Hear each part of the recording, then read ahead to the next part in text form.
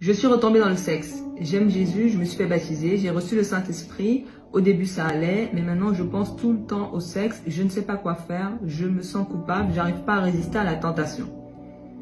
Ok, bonne nouvelle, tu as le Saint-Esprit qui habite en toi. Ça veut dire que tu as la capacité de sortir de cette situation. C'est l'Esprit de Jésus qui habite en toi et l'Esprit de Jésus te permet de suivre Jésus. Deuxième chose, tu es dans une situation qui ne plaît pas à Dieu. Tu sais que Dieu ne t'a pas envoyé dans cette situation, mais tu as envie de sortir de cette situation, tu as envie de changer. Donc c'est très bien, hein? Écoute un peu. Si tu as rencontré Jésus, tu connais forcément la grâce de Jésus. Donc va chercher la grâce de Jésus, hein?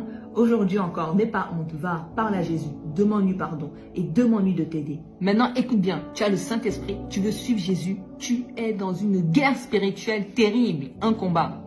Lorsque Jésus lui-même, lorsque Jésus a commencé à dire qui il était, lorsqu'il a commencé à faire des miracles et tout, lorsque Jésus est entré dans l'eau, qu'il s'est fait baptiser, que le Saint-Esprit est descendu sous la forme d'une colombe sur lui, qu'est-ce qui s'est passé? Jésus est allé au désert, il a jeûné pendant 40 jours et après, rencontre face à face avec Satan. Satan, le tentateur qui est venu tenter Jésus.